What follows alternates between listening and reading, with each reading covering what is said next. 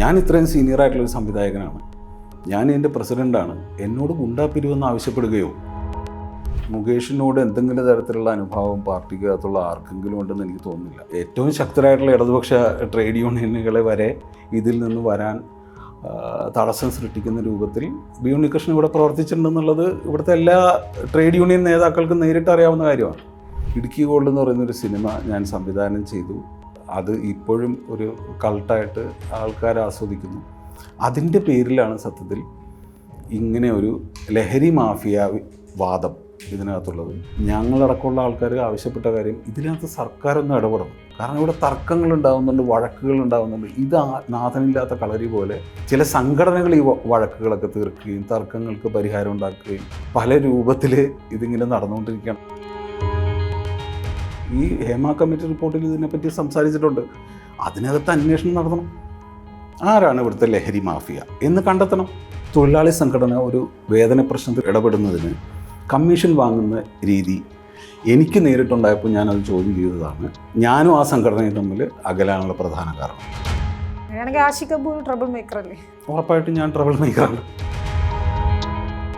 Hema committee report, അതിന് പിന്നാലെയുണ്ടായ ആരോപണങ്ങൾ, അതിനെ തുടർന്നുണ്ടായ അലയൊലികൾ, ഇതൊന്നും അടങ്ങിയിട്ടില്ല മലയാള സിനിമയിൽ. മലയാള സിനിമയിലെ ഏറ്റവും വലിയ തൊഴിലാളി യൂണിയനായ FFKയിൽ നിന്നും രാജിവെച്ചിറങ്ങിപ്പോന്ന നിലപാട് പ്രഖ്യാപിച്ച ആഷിഖ് അബു, അദ്ദേഹമാണ് ഇന്നിപ്പോൾ നമ്മോടൊപ്പം ചേരുന്നത്. നമസ്കാരം സർ. നമസ്കാരം. ഇന്നലെ നടൻ മോഹൻലാലിൻ്റെ ഒരു പ്രതികരണം, ഏറെ ദിവസങ്ങൾക്ക് ശേഷം AMMയുടെ പ്രസിഡന്റ് സ്ഥാനത്തു നിന്നൊക്കെ ഇറങ്ങിപ്പോന്ന ശേഷമുള്ള അദ്ദേഹത്തിൻ്റെ പ്രതികരണം എന്തായിരിക്കുമെന്ന് നമ്മൾ ആകാംക്ഷയോടെ കാത്തിരുന്നതാണ്. അദ്ദേഹം പറഞ്ഞത് മലയാള സിനിമയെ തകർക്കാൻ ശ്രമിക്കരുത് എന്നാണ്. എന്താണ് തോന്നുന്നത് താങ്കൾക്ക്? ഇപ്പോൾ ഹേമ കമ്മിറ്റി റിപ്പോർട്ട് ഒരു കോസിന് വേണ്ടി ഉണ്ടാക്കിയതാണ്. അതിനുശേഷം ഉണ്ടായി ഒരുപക്ഷെ ഇരകളാക്കപ്പെട്ടവർക്ക് തന്നെ പ്രതികരണങ്ങളുമായി വരുന്നത് നമ്മൾ കണ്ടു. അത് ചർച്ചയായിക്കൊണ്ടിരിക്കുന്നു, കേസെടുക്കുന്നു, അന്വേഷണം. അതൊരു ഭാഗത്ത് നടക്കുമ്പോൾ മലയാള സിനിമയെ തകർക്കാനാണ് ഇത് എന്ന നറേറ്റീവിനെ എങ്ങനെയാണ് താങ്കൾ കാണുന്നത്? അതിൽ യുക്തിയില്ല എന്നാണ് എനിക്ക് തോന്നുന്നത്. കാരണം അടിസ്ഥാനപരമായിട്ട് നമുക്കിപ്പോൾ ആരോപണം വന്ന ആളുകളുടെ എണ്ണം നോക്കാം. ഇപ്പോൾ ഇവിടുത്തെ മുൻനിര താരങ്ങൾക്കെതിരെയോ അങ്ങനെ ഗൗരവതരമായിട്ട് സിനിമയെ പ്രതിസന്ധി, ഷൂട്ടിങ് നടക്കാത്ത പോലത്തെ ഒരു അവസ്ഥ ഇതുവരെ ഉണ്ടായിട്ടില്ല. വിരലിലെണ്ണാവുന്ന ചില ആളുകൾ, പക്ഷേ ആ ആളുകളൊക്കെ അധികാര സ്ഥാനങ്ങളിൽ ഇരിക്കുന്ന ആളുകളാണെന്നുള്ളതാണ് ഈ വിഷയത്തിൻ്റെ ഗൗരവവും സങ്കീർണതയും വർദ്ധിപ്പിക്കുന്നത്. ഈ സംഘടനയുടെ തലപ്പത്തുള്ള ആളുകൾക്ക് എതിരെ വന്നിട്ടുള്ള സംഗതി ആയതുകൊണ്ട് മാത്രമാണ്. അല്ലാതെ മറ്റൊരു പ്രതിസന്ധി ഉണ്ടായിട്ടുണ്ട് എന്ന് ഞാൻ വിശ്വസിക്കുന്നില്ല.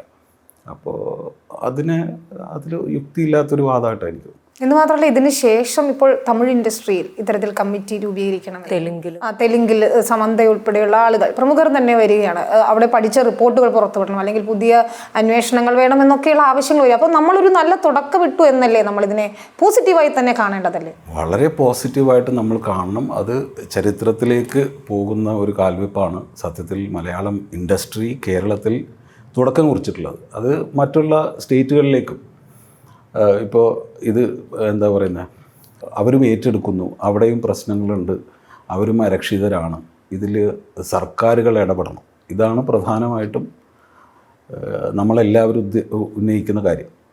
ഈ മേഖലയിൽ പ്രശ്നങ്ങളുണ്ട്. ഇത് വേറെ ഒരു ദ്വീപല്ല, ഇത് സമൂഹത്തിൻ്റെ ഭാഗമാണ്.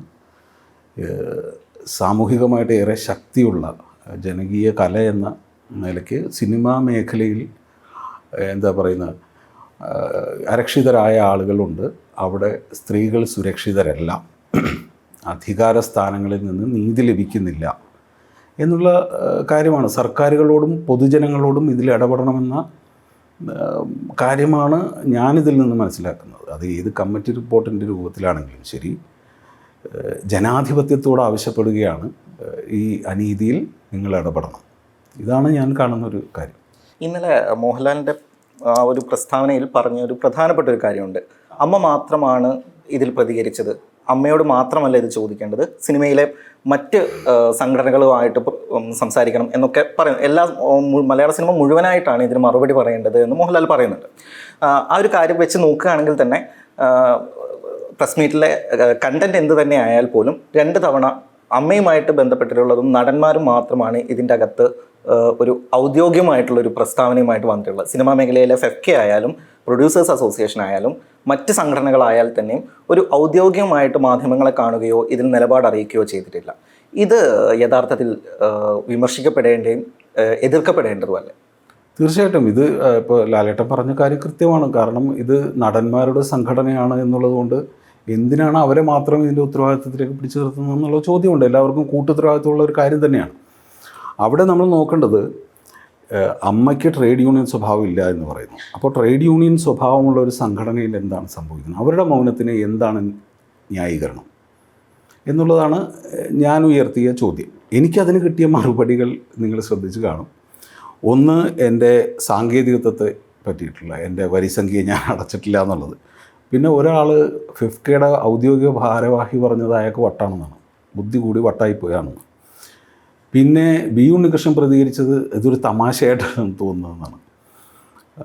മറ്റൊരാൾ പറഞ്ഞത് തൊഴിലാളികൾക്ക് അദ്ദേഹം കാശ് കൊടുക്കട്ടെ എന്നിട്ട് വർത്താനം പറയുന്നു. അപ്പോൾ ഈ 5 പ്രതികരണങ്ങളാണ് ഉത്തരവാദിത്തപ്പെട്ട ഒരു ട്രേഡ് യൂണിയൻ സ്വഭാവമുള്ള ഒരു സംഘടനയിൽ നിന്ന് നിങ്ങളെല്ലാവരും ശ്രദ്ധിച്ചുകൊണ്ടിരിക്കുന്ന കാര്യമാണ്. ആത്മരതി എന്നാണ് അദ്ദേഹം ഈ ബി ഉണ്ണികൃഷ്ണൻ ഉപയോഗിച്ച വാക്ക്. അപ്പോൾ ഇതാണോ എന്ന് പൊതുസമൂഹം പരിശോധിക്കും. ഈ മറുപടികളാണ് ഒരു ട്രേഡ് യൂണിയൻ സ്വഭാവത്തിലുള്ള ഒരു സംഘടനയുടെ ഭാഗത്തുനിന്ന് വന്നുകൊണ്ടിരിക്കുന്നത്. മാത്രമല്ല, ഒരു ഹെയർ സ്റ്റൈലിസ്റ്റ് ഇതിനെ ഇപ്പോൾ റിപ്പോർട്ടറിനോട് പറഞ്ഞത്, അവർ ഏറ്റവും റീസെൻ്റായി പറഞ്ഞത്, അവർ ചില സിനിമകളിൽ സെറ്റുകളിൽ ഉണ്ടായ മോശം അനുഭവത്തെക്കുറിച്ച്, പ്രത്യേകിച്ച് നേരെന്ന് പറയുന്ന സിനിമയിലൊക്കെ വെച്ച് അവരുടെ സുഹൃത്തിനുണ്ടായ അനുഭവത്തെക്കുറിച്ചൊക്കെ പരാതി പറയുകയാണ് ഫിഫ്കെ. അപ്പോൾ ഇത് ഒതുക്കി തീർക്കാൻ പറയുകയാണ്, അതല്ലെങ്കിൽ അവസരം നിഷേധിക്കുകയാണ്. അപ്പം എന്തിനാണ് ഈ തൊഴിലാളി യൂണിയൻ? ആ ചോദ്യത്തിന് പോലും ഉത്തരവില്ലാതാവുകയാണ്. അങ്ങനെയുള്ള പരാതികൾ അടിച്ചമർത്തുന്ന രീതിയിലേക്ക് പോകുന്നു എന്നുള്ളതാണ്. അപ്പോഴാണല്ലോ നമുക്ക് ഇത്തരത്തിൽ കമ്മിറ്റികൾ രൂപീകരിക്കേണ്ടി വരികയോ അല്ലെങ്കിൽ ഈ പ്രശ്നങ്ങൾ പരിഹരിക്കണം. അപ്പം എന്തിനാണ് ഈ യൂണിയനുകൾ? പ്രത്യേകിച്ച് ഫെഫ്ക പോലൊരു സംഘടന, നമുക്കറിയാം മാക്ട ഉണ്ടായിരുന്നു, അത് ഇല്ലാതായി, പിന്നീട് ഫെഫ്ക വന്നു. അത് ഒരുപക്ഷെ ലൈറ്റ് ബോയ് മുതൽ സിനിമാ മേഖലയിൽ എല്ലാ ആളുകളെയും ഉൾക്കൊള്ളുന്ന ഒരു യൂണിയനാണ്. അപ്പോൾ അവിടുത്തെ പ്രശ്നങ്ങൾ പരിഹരിക്കാൻ എന്ന പേരിൽ ഉണ്ടാക്കിയ സംഘടന എന്ത് ചെയ്യുന്നു എന്ന സ്വാഭാവികമായ ചോദ്യമുണ്ട്. ഞാൻ എൻ്റെ രാജിക്കത്തിൽ ഒരു ഉദാഹരണം പറഞ്ഞത് അതുകൊണ്ടാണ്, അത് പൊതുസമൂഹത്തിന് മനസ്സിലാവാൻ വേണ്ടിയിട്ടാണ്. ഇത് 2018 ഒരു സംഗതിയാണ്. ഞാനത് ആക്ഷേപം ഉയർത്തിയതാണ്. എനിക്ക് അന്നേ മറുപടി തൃപ്തികരമല്ലായിരുന്നു. അതായത് ഒരു തൊഴിലാളി സംഘടന ഒരു വേതന പ്രശ്നത്തിൽ ഇടപെടുന്നതിന് കമ്മീഷൻ വാങ്ങുന്ന രീതി എനിക്ക് നേരിട്ടുണ്ടായപ്പോൾ ഞാനത് ചോദ്യം ചെയ്തതാണ്. ഞാനും ആ സംഘടനയും തമ്മിൽ അകലാനുള്ള പ്രധാന കാരണം. എനിക്ക് ആ രീതി, ഞാൻ വിദ്യാർത്ഥി പ്രസ്ഥാനത്തിൽ വർക്ക് ചെയ്തിട്ടുള്ള ഒരാളാണ്. ഞങ്ങളുടെയൊക്കെ പട്ടിണിക്കാലത്ത് ഇവിടുത്തെ ചുമട്ട് തൊഴിലാളി യൂണിയനും അങ്ങനെയുള്ള ഒരുപാട് ട്രേഡ് യൂണിയനുകളാണ് ഞങ്ങൾക്ക് ഭക്ഷണത്തിനുള്ള പൈസയൊക്കെ തന്നിട്ടുള്ളത്. അപ്പോൾ അവരുടെ യൂണിയൻ ഓഫീസിലൊക്കെ പോയിരിക്കുമ്പോൾ ഒരു തൊഴിലാളി സംഘടന എങ്ങനെയാണ് വർക്ക് ചെയ്യണമെന്ന് നമുക്ക് കാണാം. അപ്പോൾ അത്തരം സംഘടനകളെയും ട്രേഡ് യൂണിയനുകളെയും കണ്ടു വളർന്നിട്ടുള്ള ഞങ്ങളെപ്പോലുള്ളവർക്ക് ഇത് ചോദ്യം ചെയ്യേണ്ടി വരും. ചോദ്യം ചെയ്യാൻ ഞാനിത് ഉപയോഗിച്ച വാക്കാണ് നിങ്ങൾ ഗുണ്ടാപ്പിരിവാണ് നടത്തുന്നതെന്നുള്ളത്. അതായത് ഒരു പരാതി ഉന്നയിക്കുന്ന സമയത്ത് തന്നെ ആ സംഘടനയ്ക്ക് പറയാമല്ലോ, ഞങ്ങൾക്ക് ഇത്ര ശതമാനം കമ്മീഷൻ വേണം എങ്കിൽ ഞാൻ ഉറപ്പായിട്ടും ആ പരാതി പിൻവലിച്ച് ഞാനൊരു പോലീസ് കംപ്ലയിൻറ്റ് കൊടുത്തേനെ. എനിക്ക് പൈസ കൊടുക്കേണ്ട ആവശ്യമില്ല. അപ്പം അതിനുശേഷം അവർ ഉന്നയിക്കുന്ന ഒരു കാര്യം, ഈ പ്രശ്നങ്ങൾക്ക് ശേഷവും താങ്കൾ അതിൻ്റെ എക്സിക്യൂട്ടീവിലേക്ക് വരികയും പ്രവർത്തിക്കുകയും ചെയ്തതിനെ കുറിച്ചിട്ടാണ്. അപ്പോൾ അപ്പോഴൊന്നും ഇല്ലാതിരുന്ന ഒരു പരാതിയെ പറ്റി പറയുന്നു.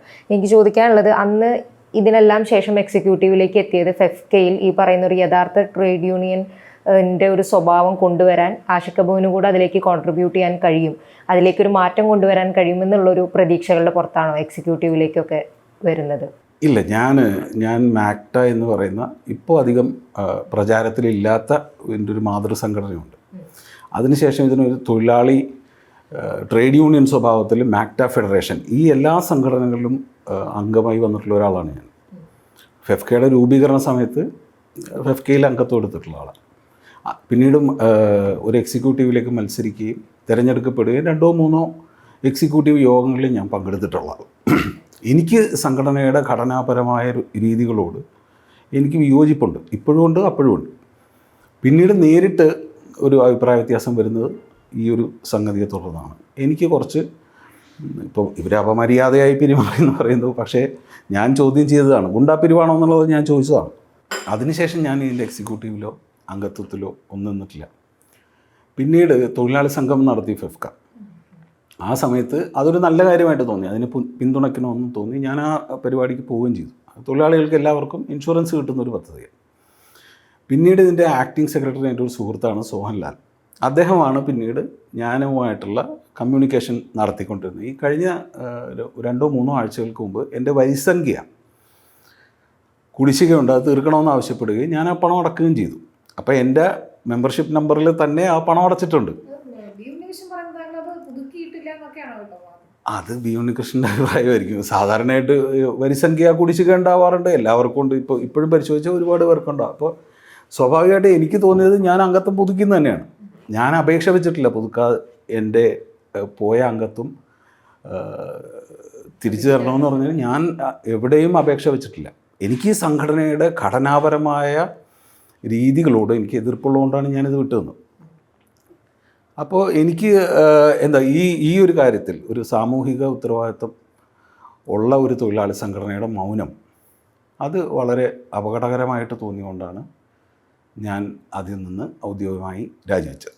രാജിക്കത്തിൻ്റെ അകത്ത് താങ്കളുടെ എക്സ്പീരിയൻസ് പറയുന്നുണ്ട്, അതിൻ്റെ താഴെയാണ് കൃത്യമായിട്ടുള്ള എന്തുകൊണ്ടാണ് താങ്കൾ രാജിവെക്കുന്നതെന്ന് പറയുന്നത്. അതായത് ഹേമ കമ്മിറ്റി റിപ്പോർട്ട് വരുമ്പോഴും പഠിച്ചിട്ട് പറയാമെന്ന് പറഞ്ഞുകൊണ്ട് മാത്രമാണ് പ്രതികരിക്കുന്നത് എന്നുള്ള കാര്യത്തിനാണ്, ആ കോഴ്സ് വെച്ചിട്ടാണ് രാജിവെക്കുന്നതെന്ന് കൃത്യമായിട്ട് പറഞ്ഞിട്ടുണ്ട്. പക്ഷേ ഫെഫ്കയുടെ അംഗങ്ങളായാൽ പോലും എല്ലാവരും സംസാരിക്കുന്നത് മൊത്തം ആഷിഖ് അബു മുൻപ് ഫെഫ്കയുമായിട്ടുള്ള പ്രശ്നങ്ങളും ഈ സംഭവങ്ങളും, അതായത് ഇതിന്റെ കോർ പോയിന്റിലേക്ക് അപ്പോൾ പോലും അവർ പ്രതികരിക്കാൻ തയ്യാറാവുന്നില്ല. ഹേമ കമ്മിറ്റിയുടെ പ്രശ്നങ്ങളോ ഒന്നും സംസാരിക്കുന്നില്ല. മറ്റൊന്ന്, ബി ഉണ്ണികൃഷ്ണൻ കഴിഞ്ഞ ദിവസം പറഞ്ഞത് ബഹുമാന്യനായ സിബി മലയിലെ അപമാനിച്ചു. അങ്ങനെ അത്തരത്തിൽ ചർച്ചകളെ വഴിതെറ്റി തിരിച്ചുവിടാനും പ്രധാന പ്രശ്നത്തിലേക്ക് ഒരിക്കൽ പോലും പ്രതികരിക്കാതിരിക്കാനും വേണ്ടിയിട്ടാണ് ശ്രമിക്കുന്നത്. ഇത്തരത്തിലൊരു മനഃപൂർവ്വമായിട്ടുള്ള വഴിതിരിച്ചൽ ഉണ്ടാവുന്നുണ്ടെന്ന് ആഷിഖിന് തോന്നുന്നുണ്ടോ? അതായത് ഞാൻ എപ്പോഴും കണ്ടിട്ടുള്ളൊരു കാര്യം, ഇതിനൊരു ഫ്യൂഡൽ സ്വഭാവം ഉണ്ടെന്നുള്ളത്. കാരണം ചോദ്യം ചെയ്യുന്ന ആളെ ഒരു ചോദ്യം ഇവരോട് ചോദിച്ചു കഴിഞ്ഞാൽ അവർക്കത് അപമാനമായിട്ട് തോന്നും. ഞാൻ ഇത്രയും സീനിയറായിട്ടുള്ളൊരു സംവിധായകനാണ്, ഞാൻ എൻ്റെ പ്രസിഡൻ്റാണ്, എന്നോട് ഗുണ്ടാപ്പിരിവെന്ന് ആവശ്യപ്പെടുകയോ, അവരത് ഹേർട്ടാവുകയാണ്, അവർ ഒഫൻഡഡ് ആവുകയാണ്. അതിപ്പോൾ നമുക്കൊന്നും ചെയ്യാൻ പറ്റില്ല. ചോദ്യങ്ങൾ നേരിടേണ്ടി വരും ഒരു സംഘടനയുടെ തലപ്പത്തിരിക്കുന്ന സമയത്ത്. ഈ സിബി മലയിനെയൊക്കെ ഭീഷണിപ്പെടുത്തി ആഷിഖ് അബു എന്ന് പറയുമ്പോൾ അതിൻ്റെ ഒരു ആംഗിൾ മാറുകയാണ്. ഭീഷണിപ്പെടുത്തിയല്ല, ഞാൻ ചോദ്യം ചെയ്തു. ഭീഷണിപ്പെടുത്തുകയല്ലോ, ഇവരാണ് എന്നെ ഭീഷണിപ്പെടുത്തിയത്. 3 പ്രാവശ്യമായിട്ട് പകുതി മാത്രമാണോ ആ പണം എനിക്ക് കിട്ടിയത്, ആ പകുതിയിൽ നിന്നാണ് ഇവർ 20% എന്നോട് ചോദിച്ചത്. അപ്പോൾ സ്വാഭാവികമായിട്ടും എനിക്കത് അത്ഭുതം തോന്നി. ഞാൻ എന്താണെന്ന് കയർത്ത് തന്നെയാണ് സംസാരിച്ചത്. ഫെഫ്ക ഈ യൂണിയൻ്റെ ഓഫീസിൽ നിന്ന് 3 തവണയാണ് എനിക്ക് കോൾ വന്നത്. അപ്പോൾ ഞാൻ ഇവരോട് പറയുന്നുണ്ട്, എനിക്ക് പകുതി പൈസയിൽ ഇത് കിട്ടിയിട്ടുള്ളൂ. അപ്പോൾ ഈ പകുതി പൈസയിൽ നിന്ന് നിങ്ങളിത് ആവശ്യപ്പെടുന്നത് എന്താണ്? അത് മാത്രമല്ല, ഇത്രയും ഇത് പരാതി തരുന്ന സമയത്തോ ഫെഫ്കയുടെ ബൈലോയിലോ ഇതൊന്നും എഴുതി വെച്ചിട്ടില്ലല്ലോ. ഇങ്ങനെ ഒരു പ്രശ്നമുണ്ട്, ഇത്ര ശതമാനം കൊടുക്കുന്നുണ്ടെന്ന് പറഞ്ഞെങ്കിൽ ഞാൻ ഈ സംഘടനയിൽ പരാതിപ്പെടില്ല, എനിക്ക് പോലീസ് സ്റ്റേഷനിൽ പോവാം. അതിന് ഒരു മറുവാദം എന്ന രീതിയിലായിരിക്കും ഇപ്പോൾ താങ്കൾ പണം കൊടുത്തില്ല, പലർക്കും 40 ലക്ഷം രൂപ നൽകാനുണ്ടെന്നൊക്കെ പറഞ്ഞ ആരോപണവുമായി ഫെഫ്കയുടെ ഭാരവാഹി വൈസ് പ്രസിഡന്റ് ആണെന്ന് തോന്നുന്നു അദ്ദേഹമൊക്കെ രംഗത്ത് വരുന്ന ഒരു സാഹചര്യം. അത് ഈ കഴിഞ്ഞ എൻ്റെ ഷൂട്ടിംഗ് കഴിഞ്ഞ സിനിമയ്ക്ക് അവസാനത്തെ 3 ദിവസത്തെ ബാറ്റ തുക ചില ആളുകൾക്ക് കൊടുക്കാനുണ്ടായിരുന്നു. സാമ്പത്തിക പ്രശ്നം ഉണ്ടായിരുന്നുകൊണ്ടാണ് അതിനൊരു ഡിലേ വന്നത്. അപ്പോൾ ഇവർ ഫെഫ്കയിൽ പരാതിപ്പെട്ടു. അപ്പോൾ നമ്മുടെ കമ്പനിയിൽ നിന്ന് റിലീസിന് മുമ്പ് ഇത് സെറ്റിൽ ചെയ്തിട്ടേ പടം റിലീസ് ചെയ്യുള്ളൂ. സാധാരണ അങ്ങനെയാണ്. അതിനെയാണ് ഇവർ ഞാൻ തൊഴിലാളിക്ക് കാശ് കൊടുക്കാത്ത ആളാണെന്ന് പറഞ്ഞിട്ട് ഇത് ചെയ്യുന്നു. അത്രയേ ഉള്ളൂ. അത് പരിഹരിച്ചോ? സെറ്റിൽ ചെയ്തോ? അത് പരിഹരിച്ചുകൊണ്ടിരിക്കുന്നു. അത് കമ്പനിക്ക് ഒരു സാമ്പത്തിക ബുദ്ധിമുട്ടുണ്ടായിരുന്ന സമയത്താണ് അത് സംഭവിച്ചത്. അത് പരിഹരിച്ചുകൊണ്ടിരിക്കുകയാണ്. 2009 ഫെഫ്കയുടെ രൂപീകരണ സമയത്ത് മാക്ട എന്ന് പറയുന്ന ഒരു സംഘടനയുമായിട്ടുള്ള പലതരം തർക്കങ്ങളും കൂടിയാണ് ഫെഫ്ക എന്ന് പറയുന്ന ഒരു സംഘടന രൂപീകരിച്ചു വരുന്നത്. അന്ന് ഫെഫ്കയുടെ കൂടെയാണ് ആഷിഖ് അബു ചേരുന്നത്. മാക്ടയുമായിട്ടുള്ള അഭിപ്രായ വ്യത്യാസം ആഷിഖ് അബുവിനുണ്ടായിരുന്നു. അതല്ലെങ്കിൽ ആ സമയത്ത് ഒരു പുതുമുഖ സംവിധായകൻ എന്നുള്ള നിലയിൽ കൃത്യമായ ഒരു സ്റ്റാൻഡ് എടുക്കാൻ പറ്റാത്ത ഒരു സിറ്റുവേഷൻ ആയിരുന്നു ഉണ്ടായിരുന്നത്. ഫെഫ്ക രൂപീകരണ സമയത്ത് ഞാൻ സംവിധായകനായിട്ടില്ല, ഞാൻ അസിസ്റ്റന്റ് ഡയറക്ടറായിരുന്നു കമൽ സാറിൻ്റെ കൂടെ വർക്ക് ചെയ്യുന്നത്. അപ്പോൾ ആ സമയത്ത് എനിക്ക് സത്യത്തിൽ എനിക്കിതിൻ്റെ കാര്യങ്ങളൊന്നും മനസ്സിലായിരുന്നില്ല എന്നുള്ളതാണ് സത്യം.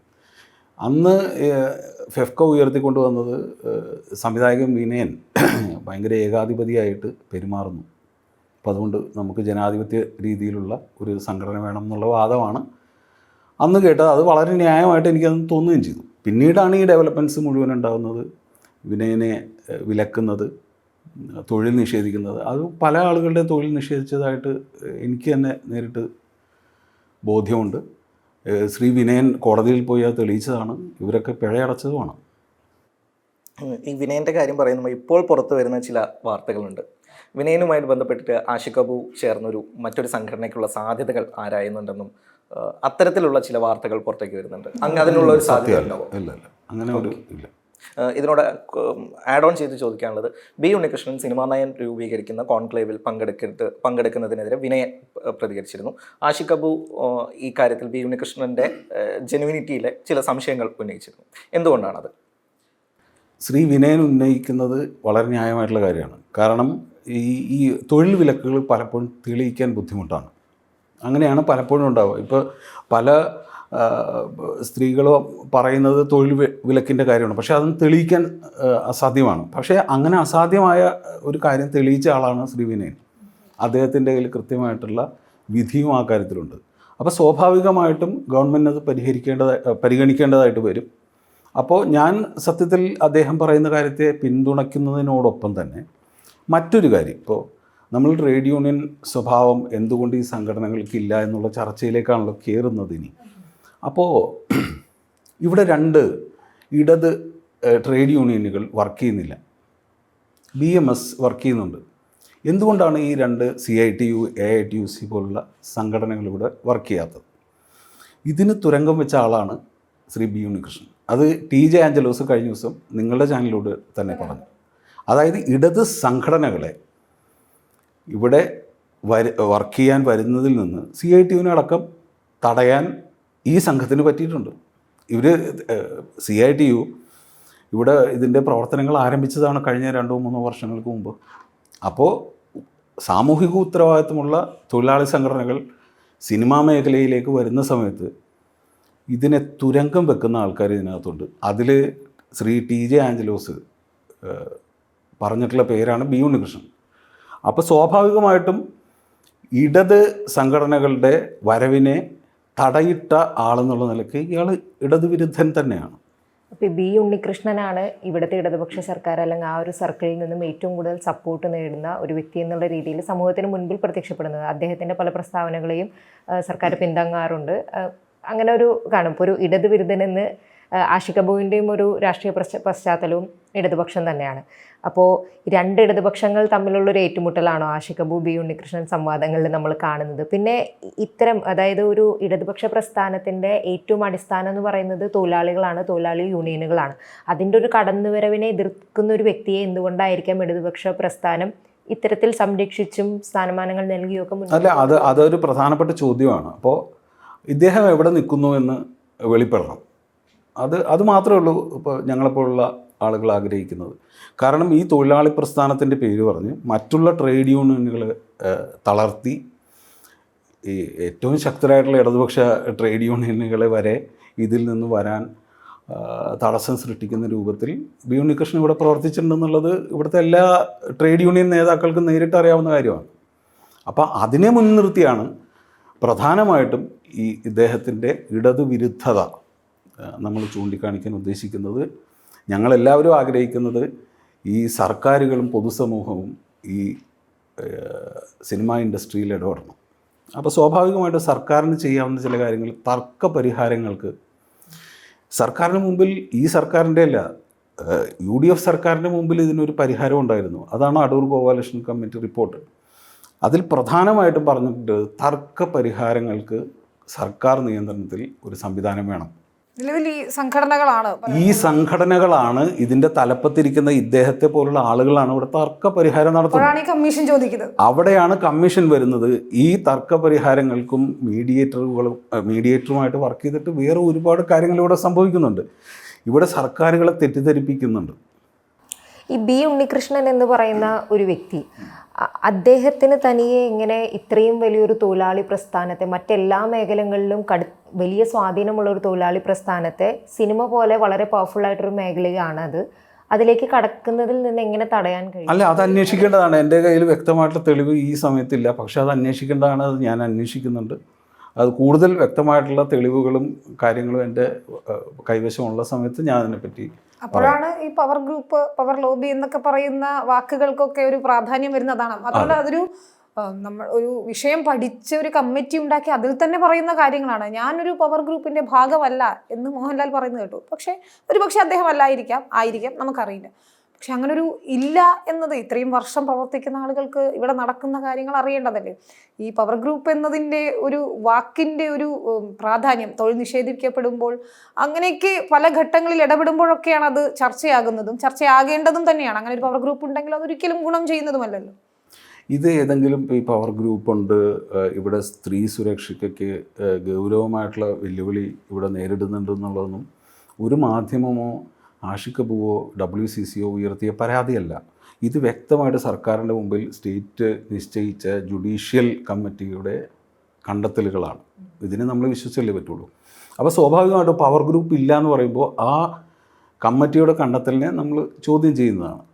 ഇന്ന് മറ്റൊരു കാര്യം ശ്രീ ബി ഉണ്ണികൃഷ്ണൻ പറയുന്നത് കേട്ടോ, ജസ്റ്റിസ് ഹേമ ഇതിൽ എന്തോ ഇങ്ങനെ ഉള്ള വന്ന സമയത്ത് നടപടി അതിനുള്ള അധികാരം അവർക്കുണ്ടായിരുന്നില്ല എന്ന് മനസ്സിലാക്കാനുള്ള സാമാന്യ ബുദ്ധി എന്തുകൊണ്ടാണ് ബി ഉണ്ണികൃഷ്ണൻ കാണിക്കുന്നത്? റിപ്പോർട്ട് കിട്ടിയിട്ട് ഇത്ര 4.5 വർഷം ഈ റിപ്പോർട്ട് പുറത്തു വന്നത് പോലുമില്ല. നിയമ പോരാട്ടം നടത്തി, യുദ്ധം എന്ന് പറയുന്ന രീതിയിൽ പോരാട്ടം നടത്തി, WCC ഉൾപ്പെടെ ഇത്രയധികം ഇടപെടലുകൾ നടത്തിയിട്ടാണ് വന്നത്. അപ്പോൾ ഇതിൽ കുറ്റകരമായ മൗനം കാണിച്ചത് സർക്കാരല്ലേ യഥാർത്ഥത്തിൽ? തീർച്ചയായിട്ടും അതിനെയാണല്ലോ നമ്മൾ എല്ലാവരും ചോദ്യം ചെയ്തത്. മാധ്യമങ്ങളാണെങ്കിലും ഒക്കെ ചോദ്യം ചെയ്തത് എന്തുകൊണ്ടാണ് ഈ മൗനം, എന്തുകൊണ്ടാണ് പ്രോഗ്രസീവായി എടുത്ത ഒരു സ്റ്റെപ്പിൽ ഒരു പോസ് വന്നത്. അതിന് ഇത്തരം കാര്യങ്ങളൊക്കെ ഗൗരവത്തിലെടുക്കണം. ഇത്തരം ഇടപെടലുകൾ ഇവിടെ ഇടതുപക്ഷ ബുദ്ധിജീവികൾ എന്ന പേരിൽ ഇവിടെ പല തെറ്റിദ്ധാരണകൾ, സിനിമ തകർന്നു പോകും, ഇതോടെ ഈ ഇൻഡസ്ട്രി ഇല്ലാണ്ടായി പോകും എന്നൊക്കെ പറഞ്ഞ് ഇവരെ പേടിപ്പിച്ചിട്ടുണ്ടെന്നാണ് ഞാൻ മനസ്സിലാക്കുന്നത്. മറ്റൊരു കാര്യം ചോദിക്കാനുള്ളത്, ഈ തൊഴിലവസരങ്ങൾ നിഷേധിക്കുന്നതിനെ പറ്റി പറഞ്ഞല്ലോ.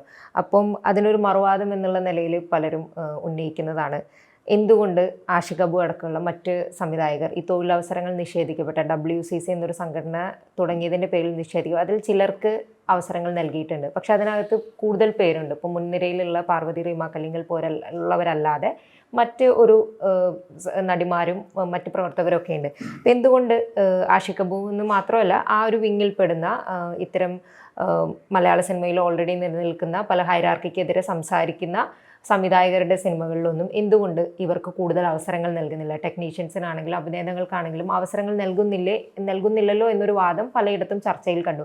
അതിനോട് എന്താണ് പ്രതികരിക്കാനുള്ളത്? അല്ല, അത് മറ്റുള്ളവർ തീരുമാനിക്കട്ടെ. ഇതൊക്കെ ഞാൻ തീരുമാനിക്കുന്ന ഒരു സംഘടനയുടെ ബേസിസിലല്ല. 2009 വൈറസ് എന്ന് പറയുന്ന ഒരു സിനിമ ചെയ്തത് അന്ന് ഈ പ്രശ്നം വലിയ രീതിയിൽ കത്തി നിൽക്കുന്ന സമയത്താണ്. പരമാവധി WCC അംഗങ്ങളെ വെച്ചിട്ടാണ് ഞാൻ ആ സിനിമ ചെയ്തത്. അതൊക്കെയാണ് ഒരു വ്യക്തി എന്നുള്ള നിലയ്ക്ക് നമുക്ക് ചെയ്യാൻ പറ്റുള്ളൂ. മറ്റുള്ളവരുടെ കാര്യത്തിലാണെങ്കിലും അങ്ങനെ ഒരു മാറ്റി നിർത്തലുണ്ടെന്ന് എനിക്ക് തോന്നിയിട്ടില്ല ഇതുവരെ. അങ്ങനെ ഒരു തൊഴിൽ നിഷേധം വളരെ സീരിയസ് ആയിട്ടുള്ള ഒരു സംഗതി തന്നെയാണ്. ഈ തൊഴിലിൻ്റെ പേരിലാണ് ബാക്കിയുള്ള എല്ലാ തരത്തിലുള്ള ചൂഷണങ്ങളും നടക്കുന്നത്. ഈ പേടി കൊണ്ടാണ് ആളുകൾ പറയുന്നത് തൊഴിലവസരങ്ങൾ നിഷേധിക്കപ്പെടുന്നുള്ള. ഇതാണ് ഇതിൻ്റെ പ്രധാന കാരണം. ആളുകൾ അടിച്ചമർത്തപ്പെടുകയും ഇവരെ പേടിപ്പിക്കുന്നത് നിങ്ങൾക്ക് നാളെ തൊഴിലില്ല, അത് നിങ്ങളുമായിട്ട് സഹകരിക്കില്ല എന്ന് പറയുന്ന ഭീഷണിക്ക് മുമ്പിലാണ് പല ആളുകൾക്കും വഴങ്ങേണ്ടി വരുന്നത്. പ്രതികരിക്കുന്നവരെല്ലാം ട്രബിൾ മേക്കേഴ്സ് ആണെന്ന്, ട്രബിൾ മേക്കേഴ്സായിട്ട് ചാപ്പ കുത്തിയിട്ട് അത് പരസ്യമായിട്ട് ഇവർ ആരും പറയില്ല. ആഷിഖ് കപൂർ ട്രബിൾ മേക്കർ അല്ലേ? ഉറപ്പായിട്ടും ഞാൻ ട്രബിൾ മേക്കറാണ്. താങ്കൾക്ക് ഈ ഇത്തരം തുറന്നു പറച്ചിലുകളുടെ പേരിൽ അവസരങ്ങൾ നിഷേധിക്കപ്പെടുക, അല്ലെങ്കിൽ ഒരു പ്രൊജക്റ്റ് ഓണാക്കാനൊക്കെ ഉള്ളൊരു ബുദ്ധിമുട്ട് നേരിടുക, അല്ലെങ്കിൽ ഇത്തരം WCC അംഗങ്ങൾക്ക് താങ്കൾ അവസരം കൊടുക്കുന്നു സിനിമകൾ, അങ്ങനെ അവസരം കൊടുക്കുക എന്നുള്ള വാക്ക് തന്നെ കൃത്യമാണോ? അവർക്ക് നിഷേധിക്കപ്പെട്ട ഒരു അവസരത്തെപ്പറ്റി അവർക്ക് അർഹമായിട്ടുള്ള ഒരു സ്പേസിലേക്ക് മറ്റുള്ളവർ തടഞ്ഞപ്പോൾ താങ്കൾ അവിടെ ഒരു വഴിവെട്ടി കൊടുക്കുന്നു എന്ന് പറയാം. അപ്പം അങ്ങനെയൊക്കെ താങ്കളൊരു തീരുമാനം എടുക്കുന്ന സമയത്ത് താങ്കൾക്കെതിരെയും ഈ അവസര നിഷേധത്തിൻ്റെ വാളുകൾ വരില്ലേ? എനിക്കെതിരെ ഒരുപാട് തരത്തിൽ ഇവർ പ്രവർത്തിക്കുന്നുണ്ട്. അതൊക്കെ നമുക്ക് നേരിട്ട് അറിയാവുന്നതാണ്. സിനിമകൾ ഇറങ്ങിക്കഴിയുന്ന സമയത്ത് ഈ ഫാൻസുകാരുടെ ഭാഗത്തു നിന്നുള്ള ആക്രമണങ്ങൾ ഉണ്ടാവാറുണ്ട്. ഇതിൻ്റെ മൂർധന്യത്തിൽ നിൽക്കുന്ന സമയത്താണ് മായാനദി എന്ന് പറയുന്ന സിനിമ റിലീസ് ചെയ്യുക. ആ സിനിമയ്ക്കെതിരെ വ്യാപകമായ ആക്രമണങ്ങൾ അഴിച്ചുവിട്ടിട്ടുണ്ട്. ഇതൊക്കെ കണ്ടു നിന്ന ആളുകളാണ് ഇവരെല്ലാവരും. ഇതിനൊക്കെ വലിയ രീതിയിൽ പിന്തുണ കൊടുത്തിട്ടുള്ള ആൾക്കാരുമാണ്. ഇപ്പോൾ ആഷിഖ് കപൂറിൻ്റെ വ്യക്തിപരമായിട്ട് ശത്രുക്കൾ ആരെങ്കിലും ഉണ്ടോ, ഇയാളുമായിട്ട് അഭിപ്രായ വ്യത്യാസമുള്ള എന്തെങ്കിലും ആൾക്കാരുണ്ടോ എന്നൊക്കെ എൻ്റെ സുഹൃത്ത് വലയങ്ങളിൽ വരെ നേരിട്ട് വിളിച്ചു ചോദിക്കുന്ന അദ്ദേഹമാണത്. അപ്പോൾ അതാണ് അവരുടെ ഒരു രീതി. അത് എതിർക്കുന്നവരെ ഈ പറഞ്ഞ പോലെ വളഞ്ഞു വെച്ച് അവർക്കെതിരെ എന്ത് തരത്തിലുള്ള ആക്രമണം നടത്തി അവരെ വരുതിയിലാക്കാം എന്നുള്ളത് ഇവർ ചിന്തിക്കുന്നതാണ്. എല്ലാ തവണയും അത് വിജയിച്ചോളണമെന്നില്ല. അതിപ്പോൾ ആഷിഖ് കപൂറിന് ഒരു നിലപാട് പറയാൻ പറ്റുന്നുണ്ട്, അല്ലെങ്കിൽ സ്വന്തമായി സിനിമകൾ ചെയ്യാൻ പറ്റുന്നുണ്ട്. ഒരുപക്ഷെ താങ്കളുടെ സൗഹൃദ വലയത്തിലുള്ള അത്തരം സഹായങ്ങളൊക്കെ കിട്ടുന്നുണ്ടായിരിക്കും. പക്ഷെ അതല്ലാത്ത പുതുമുഖങ്ങളായി എത്തുന്ന സംവിധായകരുണ്ട്. പലപ്പോഴും അവർക്കെതിരെ ഇത്തരത്തിൽ ലോബിയിങ് പോലെ തന്നെ നടത്തി അവരെയൊക്കെ തകർക്കാൻ ശ്രമിക്കുന്ന അനുഭവങ്ങളുണ്ട്. പലരും അത് തുറന്നു പറഞ്ഞിട്ടുമുണ്ട്. അവരുടെ നിലനിൽപ്പ് വലിയ പ്രശ്നമാണ്. അതെ, അതാണ് ഈ തർക്കങ്ങൾ പരിഹരിക്കപ്പെടാൻ കോടതിയായി വർക്ക് ചെയ്തുകൊണ്ടിരിക്കുന്ന ഒരു സംഗതിക്ക് മുഴുവൻ അധികാരം ഉണ്ടാവില്ലേ? നിങ്ങൾക്കൊരു തർക്കമുണ്ടെങ്കിൽ അത് പരിഹരിക്കാൻ എത്തുന്ന ഒരു കോടതി പോലെയാണ്, അല്ലെങ്കിൽ ഒരു പോലീസ് സ്റ്റേഷൻ പോലെ ഒരു ട്രേഡ് യൂണിയൻ വർക്ക് ചെയ്യുന്ന സമയത്ത് അവിടെ പ്രശ്നങ്ങൾ ഉണ്ടാവില്ലേ? ഈ സിനിമാ നയ രൂപീകരണത്തിന് കോൺക്ലേവ് ചേരുന്നുണ്ടല്ലോ. ഇത്തരം വിഷയങ്ങളാണല്ലോ പ്രധാനമായും അഡ്രസ്സ് ചെയ്യപ്പെടേണ്ടതില്ലേ. അപ്പോൾ വി ഉണ്ണികൃഷ്ണനെ പോലുള്ള ആളുകൾ അവിടെ ഇരുന്ന് ഇത് ചർച്ച ചെയ്യാൻ പോവുകയാണ്. അപ്പോൾ അതൊരു ഫലവത്തായ രീതിയിൽ എത്തും എന്ന് നമുക്ക് പ്രതീക്ഷിക്കുകയില്ലല്ലോ. ഒരിക്കലും ഇല്ല. അതിന് ഇപ്പോൾ ഡയറക്ടർ വിനയനെ ഞാൻ പിന്തുണയ്ക്കുന്നത് തൊഴിൽ നിഷേധത്തിന് കൂട്ടുനിന്ന ആളെന്ന് വളരെ വ്യക്തമായിട്ട് പിഴയടക്കേണ്ടി വന്ന ഒരാളാണ്. അദ്ദേഹത്തിന് ഇനി ഏത് രീതിയിൽ വിശ്വാസത്തിലെടുത്താണ് ഇതേപോലത്തെ ഒരു പ്രധാനപ്പെട്ട കമ്മിറ്റിയിൽ ഇരുത്തുന്നത്? വളരെ ന്യായമായിട്ടുള്ള കാര്യമാണ്. സിനിമയുടെ പുറത്തുള്ള അല്ലെങ്കിൽ സിനിമയുടെ അണിയറയിലുള്ള പ്രശ്നങ്ങൾക്കെതിരെ ഇപ്പോൾ തുറന്നു പറയുന്ന ആഷിഖ് കപൂർ വളരെ മുൻപ് തന്നെ സിൽവർ സ്ക്രീനിലെ സിനിമയുടെ കണ്ടന്റിൻ്റെ അകത്ത് പോലും പ്രതിഷേധം അറിയിക്കുകയും പുതിയ രീതിയിലേക്ക് കണ്ടന്റിനെ മാറ്റാൻ വേണ്ടി ശ്രമിക്കുകയും ചെയ്തിട്ടുള്ളതാണ്. അപ്പോൾ സോൾട്ട് ആൻഡ് പേപ്പറിലേക്ക് പറയുകയാണെങ്കിൽ മലയാള സിനിമ വരികാശ്ശേരി മനയിലേക്ക് മാത്രമായി കയറി പോകുന്നതിനെ സർക്കാസ്റ്റിക്കായിട്ട് വിമർശിക്കുകയും കണ്ടന്റിൽ മാറ്റം വരണമെന്ന് കൃത്യമായിട്ടുള്ള ബോധ്യത്തോടു കൂടി കഴിഞ്ഞ 10-12 വർഷമായിട്ട് പ്രവർത്തിച്ചിട്ട് വരുന്നതാണ്.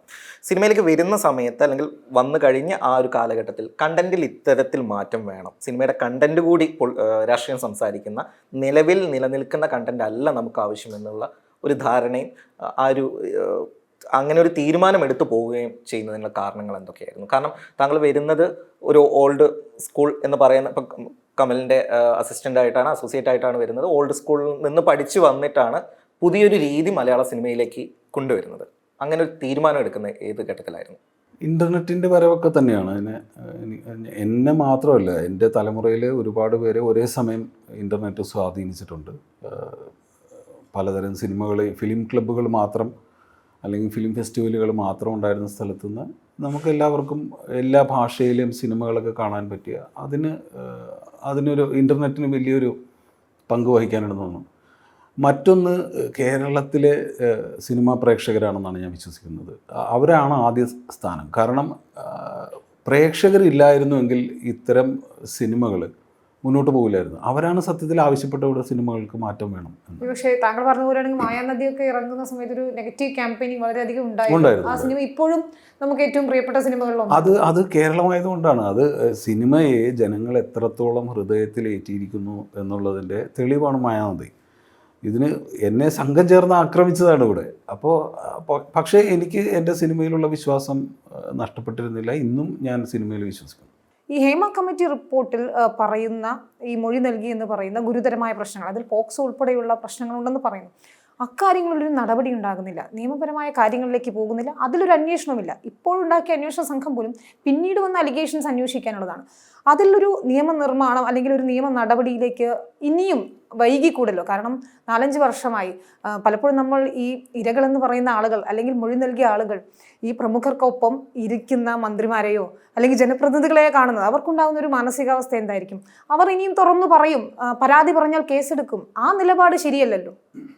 അല്ല, അത് ഞാൻ പരാതി പറഞ്ഞ ഒരു സ്റ്റേറ്റ് ഇങ്ങനെയായിരുന്നില്ല ഇത്തരം കാര്യങ്ങൾ കൈകാര്യം ചെയ്യേണ്ടിയിരുന്നതെന്നുള്ള അഭിപ്രായക്കാരനാണ് ഞാൻ.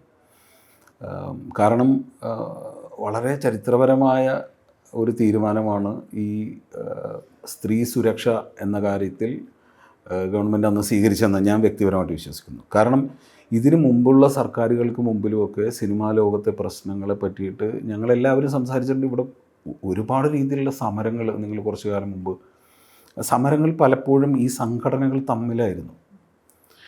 തിയേറ്ററുകാർ പറയുന്നു അമ്മ സ്റ്റേജ് ഷോ ചെയ്യാൻ പാടില്ല എന്ന് പറയുന്നു. അങ്ങനെ വിലക്കുകൾ, അത്തരം ഒരു കാലഘട്ടം മലയാള സിനിമയിലുണ്ടായിരുന്നു. അന്ന് സിനിമയ്ക്കകത്ത് നിന്ന് ഞങ്ങളടക്കമുള്ള ആൾക്കാർ ആവശ്യപ്പെട്ട കാര്യം, ഇതിനകത്ത് സർക്കാരൊന്നും ഇടപെടണം. കാരണം ഇവിടെ തർക്കങ്ങൾ ഉണ്ടാകുന്നുണ്ട്, വഴക്കുകൾ ഉണ്ടാകുന്നുണ്ട്. ഇത് നാഥനില്ലാത്ത കളരി പോലെ ചില സംഘടനകൾ ഈ വഴക്കുകളൊക്കെ തീർക്കുകയും തർക്കങ്ങൾക്ക് പരിഹാരം ഉണ്ടാക്കുകയും പല രൂപത്തിൽ ഇതിങ്ങനെ നടന്നുകൊണ്ടിരിക്കുകയാണ്. അപ്പോൾ പക്ഷെ പറയുകയാണെങ്കിൽ സമൂഹത്തിന്റെ നിയമത്തിന്റെ അപ്പുറത്ത് നിൽക്കുന്ന അപ്പുറത്ത് അതാണ് അത് എങ്ങനെയോ നമ്മുടെ സർക്കാരുകൾക്കും രാഷ്ട്രീയ പാർട്ടികൾക്കും ഒക്കെ അത്തരമൊരു ധാരണ ഉണ്ടായിരുന്നു ഇതുവരെ. ഇപ്പം ഇതുമായി ബന്ധപ്പെട്ടിട്ട് ഇപ്പോൾ ഹേമ കമ്മിറ്റി റിപ്പോർട്ടിൽ പറഞ്ഞിരിക്കുന്ന പല വിഷയങ്ങൾ ചർച്ചയാവുന്നുണ്ട്. പക്ഷെ അതിനകത്ത് ഏറ്റവും കൂടുതൽ ചർച്ചയാവുന്നത് ഈ സെക്ഷൽ അട്രോസിറ്റീസ് സംബന്ധിച്ച അലിഗേഷൻസ് ആണ്. അതിനുശേഷം ഒരുപാട് പേർ തുറന്നു പറച്ചിലുകൾ നടത്തുന്നുണ്ട്. ഇപ്പം അതിനെല്ലാം ഇടയിൽ ഹേമ കമ്മിറ്റി ഇപ്പോൾ താങ്കൾ തന്നെ സൂചിപ്പിച്ചതുപോലെ തൊഴിലവസരങ്ങൾ നിഷേധിക്കപ്പെടും എന്നുള്ളൊരൊറ്റ പേടിയുടെ പുറത്താണ് ഇതിൽ പലതും സംഭവിക്കാനുള്ള സാഹചര്യങ്ങൾ സൃഷ്ടിക്കപ്പെടുന്നത്, ആളുകൾക്ക് പ്രതികരിക്കാൻ കഴിയാതെ പോകുന്നത്. ആ ഒരു കോർ ഇഷ്യൂവിലേക്ക് ഇപ്പോഴും നമ്മുടെ സമൂഹങ്ങളിലുള്ള ചർച്ചകളാണെങ്കിലും മറ്റെന്താണ് ഇത് സംബന്ധിച്ച സംവാദങ്ങളൊക്കെയും നീങ്ങുന്നില്ല. അല്ലെങ്കിൽ സർക്കാരും അധികാരികളൊക്കെയും ഇപ്പോൾ സിംഗിൾ ഇൻസിഡൻറ്റുകളായിട്ട് ഓരോ വിഷയത്തെ കാണുന്നു, ചില ആരോപണങ്ങളെ കാണുന്നു. അതിൻ്റെ ഒരു ചർച്ചയിലേക്ക് മാത്രമായിട്ട് ഹേമ കമ്മിറ്റി റിപ്പോർട്ടിൽ പറഞ്ഞിട്ടുള്ള വസ്തുതകൾ തന്നെ ഇപ്പോൾ ചർച്ചയിൽ കൃത്യമായി വരുന്നില്ല. അങ്ങനെ ഒരു തോന്നലുണ്ടോ? ഇതിൻ്റെ ഒരു കോർ ഇഷ്യൂ കിടക്കുന്നത് ആരിലാണ് പവർ, ആർക്കാണ് തൊഴിലവസരങ്ങൾ നിഷേധിക്കാനുള്ള ഒരു പവർ ഇരിക്കുന്നത് എന്നതിലല്ലേ? എങ്ങനെയാണ് ചർച്ചകളെ ആ ഒരു റിസൾട്ട് ഓറിയൻറ്റഡ് ആയിട്ട് നമ്മൾ മാറ്റിയെടുക്കുക? എന്താണ് ജനാധിപത്യവൽക്കരിക്കുക എന്നുള്ളതാണ്. അതായത് ഒന്നിലധികം സംഘടനകൾ വേണം, ഒന്നിലധികം അഭിപ്രായങ്ങൾ വേണം. തർക്കപരിഹാരത്തിന് ഇവിടെ സർക്കാർ സംവിധാനം ഉണ്ടാക്കിയാൽ ഇത് പരിഹരിക്കപ്പെടുമല്ലോ. തർക്കങ്ങളില്ലാതെ ഒരു ഇൻഡസ്ട്രി നിലനിൽക്കില്ല. അപ്പോൾ ഈ തർക്കങ്ങൾ പരിഹരിക്കുന്നത് ഇത്തരം സംഘടനകളുടെ ഉത്തരവാദിത്തത്തിലേക്കും അവരുടെ നിയന്ത്രണത്തിലേക്കും വരുന്നതാണ്. ഈ പറയുന്ന പോലെ പരാതികൾ മൂടിവെക്കപ്പെടുന്നു. ഇവർക്ക് യാതൊരു തരത്തിലുള്ള സാമൂഹിക ഉത്തരവാദിത്വം നിറവേറ്റേണ്ട ആവശ്യമില്ല. ഈ സംഘടന മറ്റേ സംഘടന പറയുന്നത് ഞങ്ങൾ അംഗങ്ങളുടെ ബെനിഫിറ്റിന് വേണ്ടി ഇത് ചെയ്യുന്നതാണ്. ഇവർ പറയുന്നു അത് ട്രേഡ് യൂണിയനാണ്, ഞങ്ങൾക്കൊരു 21 യൂണിയനായിട്ട് ആലോചിക്കണം എന്നിട്ടൊക്കെ ഇവിടെ സ്ത്രീ സുരക്ഷയുടെ കാര്യത്തിൽ. അതാണ് നമ്മളെ അത്ഭുതപ്പെടുത്തുന്നത്. നമ്മൾ പ്രതികരണം ആരായുമ്പോൾ എന്താണ് ചെയ്യുന്നത് വെച്ചാൽ ഈ യൂണിയനുകൾക്ക് അയച്ച ഒരു കത്ത് അയച്ചു തരികയാണ്.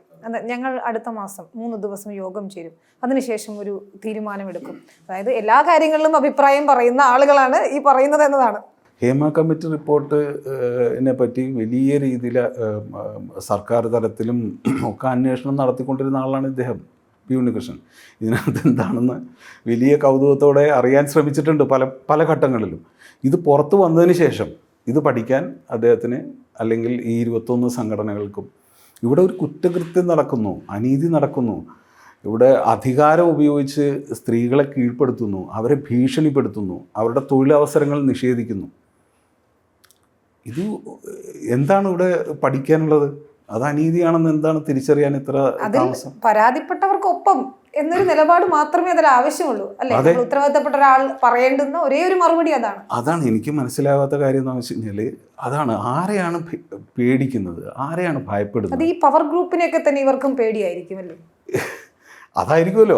ഇത് ആരെയോ പേടിക്കുന്നുണ്ട്, ആരെയോ ഭയപ്പെട്ടുകൊണ്ടാണ് ഇവരൊക്കെ ഇങ്ങനെ തുറന്ന രീതിയിൽ സ്ത്രീകൾ ഇവിടെ വന്നിട്ട് ഞങ്ങൾ ആക്രമിക്കപ്പെടുന്നു എന്ന് പറയുമ്പോൾ ഇവർക്കൊരു കൺഫ്യൂഷൻ, ഞങ്ങൾ എന്ത് നിലപാടെടുക്കണം എന്ന കൺഫ്യൂഷൻ ഉണ്ടാവേണ്ട കാര്യം എന്താണ്? ഒരു കുറ്റകൃത്യമാണെന്ന് എല്ലാവർക്കും ബോധ്യമുള്ളൊരു കാര്യം അത് അന്വേഷിക്കണമെന്നെങ്കിലും, ഗൗരവത്തിൽ അത് അന്വേഷിക്കണമെന്നെങ്കിലും പറയാൻ എത്ര ദിവസം കൊടുക്കും? താങ്കൾ കൃത്യമായ രാഷ്ട്രീയ നിലപാടുള്ള ആൾ കൂടിയാണ്. പക്ഷേ ഇപ്പോൾ മുകേഷ് MLA-ക്കെതിരായ കേസ്, പരാതിയൊക്കെ വന്നിട്ടുണ്ട്. അത് നിയമപരമായി അദ്ദേഹം നേരിടുന്നുണ്ട്. പക്ഷേ MLA സ്ഥാനം അദ്ദേഹം രാജിവെക്കേണ്ട, അതൊരു ധാർമ്മികതയുടെ പ്രശ്നമാണ്. ധാർമ്മികതയുടെ പേരിൽ രാജിവെച്ചാൽ ധാർമ്മികമായി തിരിച്ചെടുക്കാൻ കഴിയില്ലല്ലോ ഒരു ജനപ്രതിനിധിക്ക് MLA സ്ഥാനം എന്നാണ് പാർട്ടി തന്നെ പറഞ്ഞ് ഒഴിയുന്നത്. ഒരുപക്ഷെ MLA-യെ സംരക്ഷിക്കുന്ന നിലപാടാണ്. പക്ഷെ ഒരു സീരിയസ് അലിഗേഷനാണ്, ബലാത്സംഗ കുറ്റമാണ് ചുമത്തിയിരിക്കുന്നത്. അദ്ദേഹത്തെ ഉടൻ തന്നെ ചോദ്യം ചെയ്യും, നടപടികളിലേക്ക് കടക്കുകയും ചെയ്യും. അപ്പോൾ അങ്ങനെ സംരക്ഷിക്കേണ്ട ഒരു ബാധ്യതയുണ്ടോ ഒരു സർക്കാരിനായാലും പാർട്ടിക്കായാലും ഒക്കെ?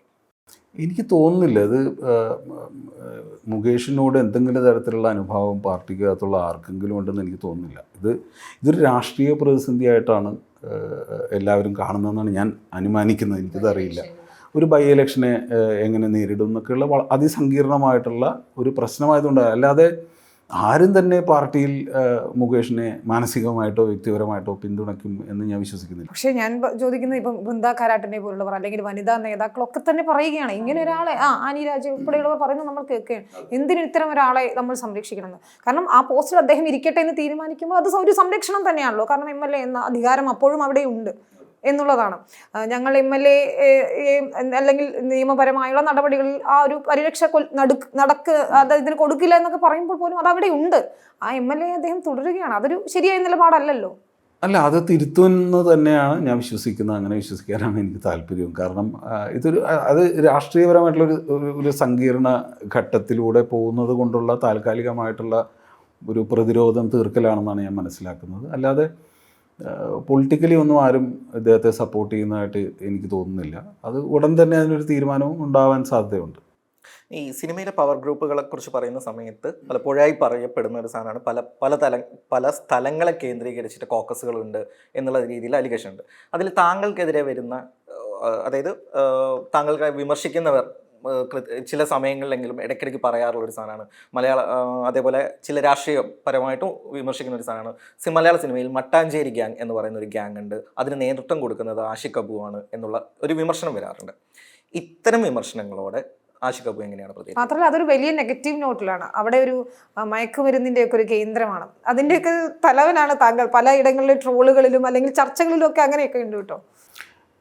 ഇതെന്തിൻ്റെ പേരിലാണ് ഇങ്ങനെ ഒരു ഗ്യാങ്? ഞങ്ങൾ പേരില്ലാത്തൊരു ഗ്യാങ്ങാണ്.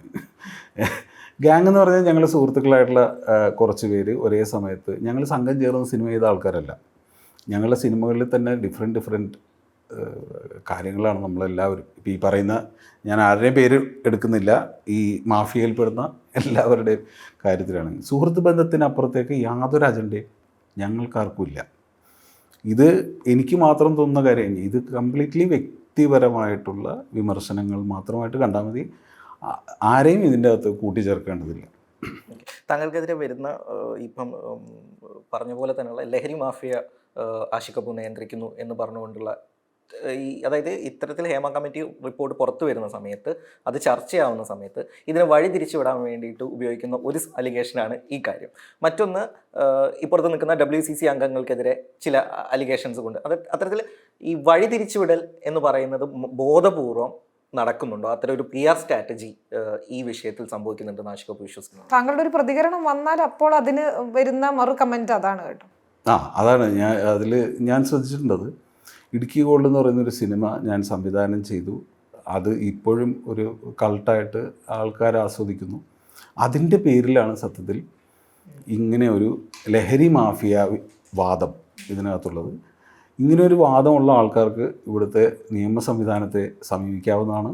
പരാതി കൊടുത്താൽ എന്തായാലും ഇതിനകത്ത് അന്വേഷണം നടത്തണം. ഈ ഹേമ കമ്മിറ്റി റിപ്പോർട്ടിൽ ഇതിനെപ്പറ്റി സംസാരിച്ചിട്ടുണ്ട്. അതിനകത്ത് അന്വേഷണം നടത്തണം. ആരാണ് ഇവിടുത്തെ ലഹരി മാഫിയ എന്ന് കണ്ടെത്തണം. ഞാനും ആവശ്യപ്പെടുന്നു, ആരാണ് ഇവിടുത്തെ ലഹരി മാഫിയ എന്ന് നമുക്ക് കണ്ടെത്തണമെന്നേ. ആരെങ്കിലും പരാതിയായിട്ട് മുന്നോട്ട് വന്നു കഴിഞ്ഞാൽ ഉറപ്പായിട്ടും അത് അന്വേഷിക്കണമെന്ന് തന്നെയാണ് എൻ്റെ അഭിപ്രായം. ഈ അലയൊലികൾക്ക് ഒടുവിൽ മലയാള സിനിമ എങ്ങനെ മാറിത്തീരുമെന്നാണ് ആഷിഖ് അബു പ്രതീക്ഷിക്കുന്നത്? കാലഘട്ടം ആവശ്യപ്പെടുന്നത് നീതിപൂർവകമായിട്ടുള്ള ഒരു അന്തരീക്ഷം സിനിമയ്ക്കുള്ളിൽ സൃഷ്ടിക്കുക എന്നുള്ളതാണ്. അത് കാലഘട്ടം ആവശ്യപ്പെടുന്നതാണ്.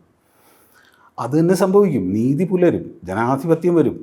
ഇവിടെ മറുശബ്ദങ്ങളുണ്ടാവും, എതിരഭിപ്രായങ്ങൾ വരും. സിനിമ എന്ന ഒരു ജനകീയ കലാരൂപത്തിൻ്റെ പവറ് ചില സംഘടനകളിലേക്ക് മാത്രമാണ് ഇപ്പോൾ ഒതുങ്ങി നിൽക്കുന്നത്. അതിനെ ഡൈവേഴ്സിഫൈ ചെയ്തുകൊണ്ട് കൂടുതൽ ജനാധിപത്യപരമായിട്ടുള്ള ഘടന ഒക്കെ വരും എന്നാണ് ഞാൻ വിശ്വസിക്കുന്നത്.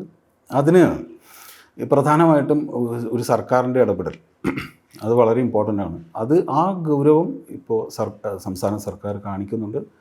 ആ ഗൗരവത്തിൽ തന്നെ മറ്റുള്ള സ്റ്റേറ്റുകൾക്ക് മാതൃകയാവുന്ന രൂപത്തിൽ ഈ സംഗതികൾ മാറുമെന്ന് തന്നെയാണ് ഞാൻ വിശ്വസിക്കുന്നത്. ഈ കോൺക്ലേവ് നയരൂപീകരണം അത്തരം ചർച്ചകളിലൊക്കെ ഭാഗമാക്കാൻ താങ്കൾക്ക് താല്പര്യമുണ്ടല്ലോ? ഇപ്പോൾ ഞാൻ ഒരു സിനിമാ സംവിധായകൻ മാത്രമാണ്. ഇതിന് 2 കമ്മിറ്റികളുടെ റിപ്പോർട്ട് സർക്കാരിന് മുമ്പിലുണ്ട്. WCC ഒരു പേപ്പർ തയ്യാറാക്കിയിട്ടുണ്ട്. അങ്ങനെ പല യൂണിവേഴ്സിറ്റികളിലും ഈ ഇൻഡസ്ട്രിക്കകത്തെ പ്രശ്നങ്ങളും ഡിസ്ക്രിമിനേഷനെയും പറ്റിയിട്ടുള്ള സ്റ്റഡീസ് നടന്നുണ്ട്. ഇത് പരിശോധിച്ചാൽ തന്നെ ഇവിടെ എനിക്ക് തോന്നുന്നു തർക്കം പരിഹരിക്കുന്നത് ആര് എന്ന് തീരുമാനിച്ചാൽ തന്നെ സർക്കാരിന് നീതിപൂർവമായിട്ടുള്ള ഒരു അന്തരീക്ഷം സൃഷ്ടിക്കാൻ പറ്റും. ഇപ്പോൾ ഈ ഹേമ കമ്മിറ്റിയുടെ രൂപീകരണം മുതലിങ്ങോട്ട് നോക്കിക്കഴിഞ്ഞാൽ വലിയ വ്യത്യാസങ്ങൾ ഇൻഡസ്ട്രിയിൽ സംഭവിച്ചിട്ടുണ്ട്. സർക്കാർ അങ്ങനെ ഒരു നടപടി എടുത്തു, ഒരു ജുഡീഷ്യൽ കമ്മിറ്റിയെ നിയോഗിച്ചു എന്ന വാർത്ത തന്നെ ഒരുപാട് തരത്തിൽ ഇവിടെ വ്യത്യാസങ്ങൾ ഉണ്ടാക്കിയിട്ടുണ്ട്. സ്വാഭാവികം നല്ല വ്യത്യാസങ്ങളാണ് ഉണ്ടാക്കിയിട്ടുള്ളത്. അത് ഇനിയും കുറെ കൂടെ നവീകരിക്കപ്പെട്ട ഒരു രൂപത്തിലേക്ക് എത്തും ഉറപ്പായിട്ടും. തീർച്ചയായും ഒരു റിവാമ്പിങ്ങിന് വഴി ഒരുങ്ങുകയാണ് അല്ലേ? തീർച്ചയായിട്ടും അതിൻ്റെ മുമ്പിൽ നിൽക്കേണ്ട ആളുകളാണ് ഈ ഒളിച്ചു നിൽക്കുന്നത് എന്നുള്ളതാണ്. ആരും ഭയപ്പെടേണ്ട ആവശ്യമില്ല. ഇപ്പോൾ ജനങ്ങൾ തിരിച്ചറിവുള്ളവരാണ്, പ്രത്യേകിച്ച് മലയാളികൾ. ഒരാരോപണം ഒരാളുടെ നേരെ വന്നു കഴിഞ്ഞാൽ അതിൻ്റെ യുക്തിയെയും അതിൻ്റെ സത്യത്തെയൊക്കെ തിരിച്ചറിയാൻ കഴിയുന്ന ആൾക്കാരാണ് മലയാളികൾ. അപ്പോൾ അതുകൊണ്ട് ആരോപണത്തെ ഭയന്നൊന്നും സത്യത്തിൽ ആർക്കും ഇവിടെ ജീവിക്കേണ്ട കാര്യമില്ല. അപ്പോൾ ഇതിനെ നേരിടുക എന്നുള്ളതാണ് എല്ലാവരും ചെയ്യേണ്ട ഒരു കാര്യം, വ്യക്തികൾ എന്നുള്ള നിലയ്ക്കും സംഘടനകൾ എന്നുള്ള നിലയ്ക്കും. ഉപ്പ് തിന്നവൻ മാത്രം വെള്ളം കുടിച്ചാൽ മതി, മലയാള സിനിമ ആകെ ഇതിനെ ആ രീതിയിൽ എടുക്കേണ്ട കാര്യമില്ല. എന്തിനാണ് സിനിമ എന്ന് പറയുന്ന കലാരൂപം ഒരു തെറ്റും ഇതിനകത്ത് ചെയ്തിട്ടില്ല. ഈ സിനിമ ഉണ്ടാക്കുന്ന ഒരു തരം പവറുണ്ട് സൊസൈറ്റിക്ക് മേലെ. അത് വേറൊരു കലാരൂപത്തിനും ഇല്ലാത്ത ഒരു പവറാണ്, ഒരു ശക്തിയുണ്ട്. അപ്പോൾ ആ ശക്തി മിസ്യൂസ് ചെയ്യുന്ന കാര്യത്തെ പറ്റിയാണ് നമ്മളിവിടെ സംസാരിച്ചുകൊണ്ടിരിക്കുന്നത്. അത്തരം പവർ ഹൗസുകൾ തകർക്കപ്പെടണം. അത്തരം പവർ ഹൗസുകൾ, ജോലി വിലക്കുന്ന ആളുകൾ, തർക്കം പരിഹരിക്കാൻ സ്വന്തം താല്പര്യങ്ങൾ മുൻനിർത്തി പ്രവർത്തിക്കുന്ന ആളുകളൊക്കെ എക്സ്പോസ് ചെയ്യപ്പെടണം. സർക്കാർ ഇടപെടണം, തൊഴിലാളി യൂണിയനുകൾ ഇടപെടണം. ഈ തൊഴിലാളികൾക്കിടയിലേക്ക് ട്രേഡ് യൂണിയനുകൾ നിർഭയമായി കടന്നു വരണം എന്നാണ് എൻ്റെ ഒരു അഭിപ്രായം. ഈ സമയത്ത് ചോദിക്കേണ്ട ഒരു ചോദ്യം, പ്രധാനപ്പെട്ട ഒരു ചോദ്യം തോന്നുന്നുണ്ട്. കുറ്റകരമായ ഒരു മൗനം മലയാള സിനിമയിൽ. ഇപ്പം മലയാള സിനിമയെ താങ്ങി നിർത്തുന്നത് രണ്ട് പ്രധാനപ്പെട്ട താരങ്ങളാണ് എന്നാണ് പൊതുവെ സമൂഹം അടക്കം വിശ്വസിക്കുന്നത്, സിനിമ കാണുന്നവരും. അത് മമ്മൂട്ടിയും മോഹൻലാലുമാണ്. മോഹൻലാൽ ഏറ്റവും ഒടുവിൽ കഴിഞ്ഞ ദിവസം ഇന്നലെ പ്രതികരിക്കേണ്ടി വന്നു. ഒരുപാട് നിർബന്ധത്തിനും മാധ്യമങ്ങളുടെ ഒക്കെ കാര്യത്തിന് പ്രതികരിക്കേണ്ടി വന്നു. അത് തന്നെ എനിക്ക് ഉത്തരങ്ങളില്ല എന്ന് പറഞ്ഞുകൊണ്ടാണ് ആ പ്രതികരണങ്ങളും ഉണ്ടായത്. ഇപ്പുറത്ത് മമ്മൂട്ടി എന്ന് പറയുന്ന 40-ലധികം വർഷത്തെ എക്സ്പീരിയൻസ് ഉള്ള മലയാള സിനിമയിലെ ഏറ്റവും സീനിയർ ആയിട്ടുള്ള ടോപ്പ് മോസ്റ്റ് ആയിട്ടുള്ള ഒരു താരം കുറ്റകരമായ ഒരു മൗനം ഇപ്പോഴും നിലനിർത്തുന്നുണ്ട്. ആ മൗനം ഭജിക്കേണ്ടത് ഏറ്റവും അത്യാവശ്യമല്ലേ? തീർച്ചയായിട്ടും മമ്മൂക്കയുടെ ഒരു വാക്കിനൊക്കെ ഇവിടെ വലിയ, മമ്മൂക്കയുടെ മാത്രമല്ല ലാലേട്ടൻ്റെയൊക്കെ ഒരു സ്റ്റാൻഡിനൊക്കെ വലിയ വിലയും വലിയ സപ്പോർട്ടും ഈ കേരള സമൂഹത്തിനുണ്ട്. അവർ വളരെ പവർഫുള്ളായിട്ടുള്ള വ്യക്തികളാണ്.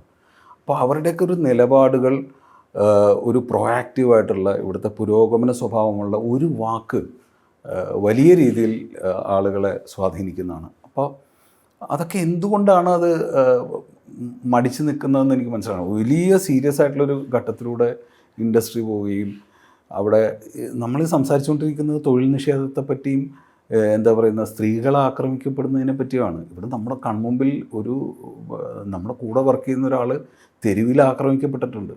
അപ്പോൾ ഇതിൻ്റെയൊക്കെ ഗൗരവ സ്വഭാവം മനസ്സിലാക്കിക്കൊണ്ട് ഒരു സ്റ്റാൻഡ് എടുക്കേണ്ട, ഒരു വാക്ക് എവിടെയെങ്കിലും ഒരു വാക്കുകൊണ്ടെങ്കിലും സ്റ്റാൻഡ് എടുക്കേണ്ട ആളുകളാണ് ഇവരെല്ലാവരും. ഞാൻ വിശ്വസിക്കുന്ന എല്ലാവരും. ഞാൻ ലാലേട്ടൻ പറഞ്ഞതിന് എല്ലാവർക്കും ഇതിനകത്ത് ഉത്തരവാദിത്വമുണ്ട്.